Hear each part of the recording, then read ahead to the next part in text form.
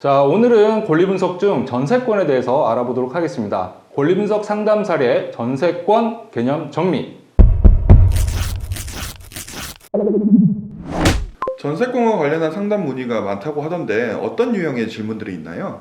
네, 경매 사건에서 이 전세권에 관한 권리 분석을 하다 보면은 많은 분들이 어떤 경우에 전세권이 말소가 되고 어떤 경우에 말소되지 않는지 상당히 많이들 이렇게 헷갈려 하시더라고요. 그래서 오늘은 이 전세권에 관한 개념을 확실히 잡도록 도와드리겠습니다. 이 전세권이란 것은 이 민법에 나오는 물권 중에 하나인데요. 이 전세권을 등기한 사람을 전세권자라고 말을 하고요. 그 다음에 건물 주인을 우리가 전세권 설정자라고 표현을 합니다.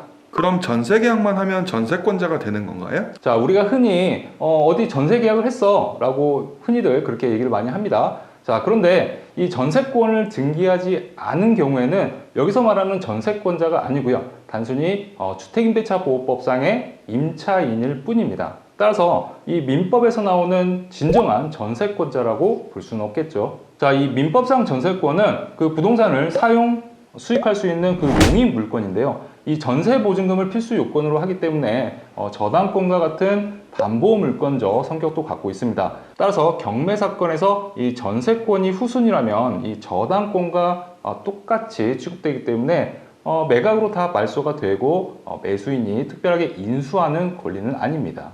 생각보다 간단하고 쉬운데요?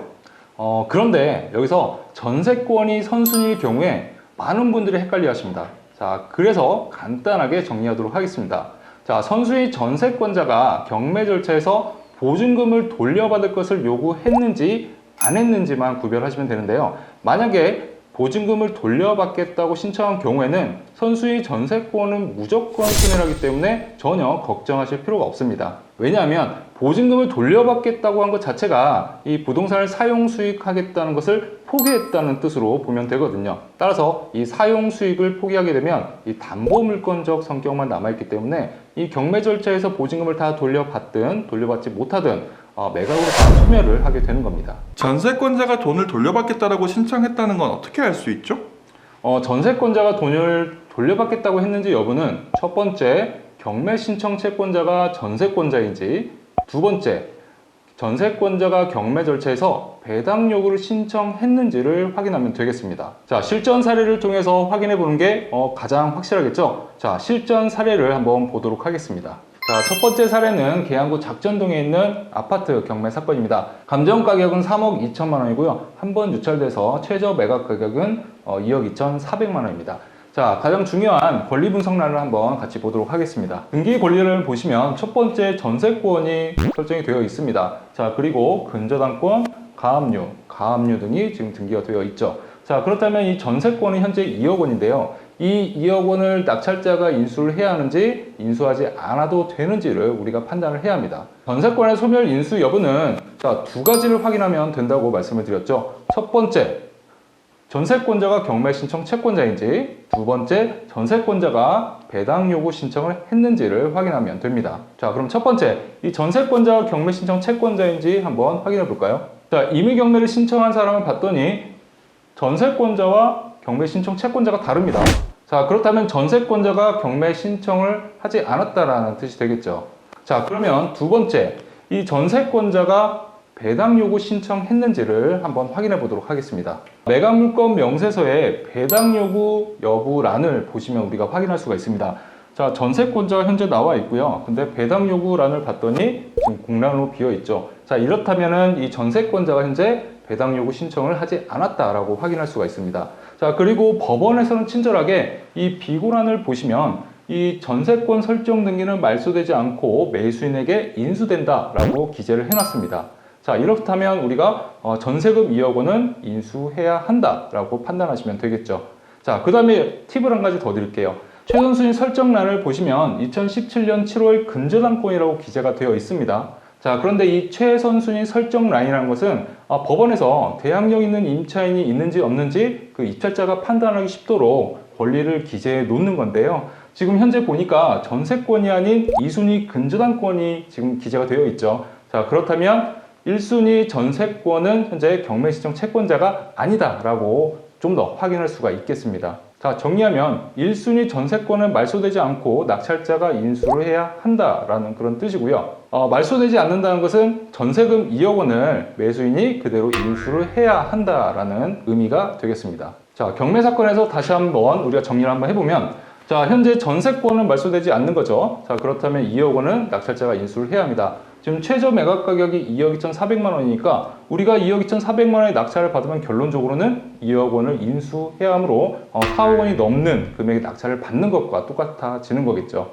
자, 다음 사례 하나 더 보도록 하겠습니다. 자, 두 번째 사례는 화성시 반송동에 있는 오피스텔입니다. 자, 감정 가격은 2억 4천만 원이고요. 한 번 유찰돼서 최저 매각 가격은 1억 6,800만 원이네요. 자, 그렇다면 우리가 등기 권리란을 보고 권리 분석을 해보도록 하겠습니다. 자, 등기란을 보니까 1순위 전세권이 등기가 되어 있네요. 그 다음에 압류, 가압류, 가압류 등이 등기가 되어 있습니다. 자, 그러면 1순위가 전세권이니까 이 전세권이 말소가 되는지 혹은 말소되지 않는지를 판단을 해봐야겠죠. 자, 그렇다면 말씀드렸죠. 첫 번째, 전세권자가 경매 신청 채권자인지 한번 확인해 보도록 하겠습니다. 자, 전세권자는 현재 한화탈레스라고 등기가 되어 있죠. 자, 경매 신청 채권자를 보니까 한화 시스템이라고 나와 있습니다. 결론적으로는 같은 법인인데요. 전세권자가 경매를 신청했다는 것을 우리가 알 수가 있겠죠. 매각물건 명세서를 통해서 좀 더 구체적으로 확인을 한번 해보도록 하겠습니다. 자, 매각물건 명세서를 보니까 배당 요구란에 공란으로 나와 있어요. 즉, 배당 요구 신청을 안 했다는 뜻이겠죠. 하지만 최선순위 설정란을 보니까 2015년 8월 전세권이라고 등재가 되어 있습니다.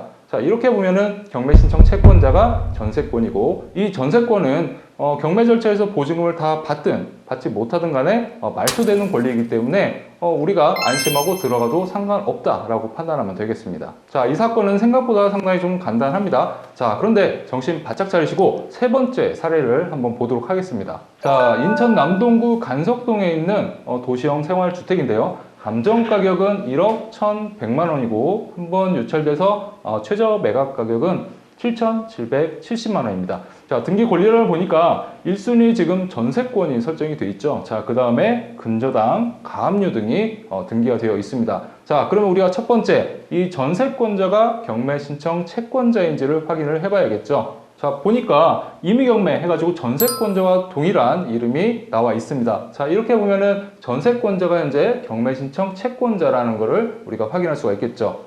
매각물건 명세서를 통해서 다시 한번 확인해 보도록 하겠습니다. 자, 매각물건 명세서의 최선순위 설정란을 보니까 어떤가요? 자, 2017년 5월 전세권이라고 나와 있습니다. 자, 그렇다면 이 전세권자가 경매 신청 채권자이기 때문에 우리가 방금 전에 봤던 사건과 동일하게 말소된다라고 인식할 수가 있겠죠. 자, 그런데 비고란을 한번 보시겠습니다.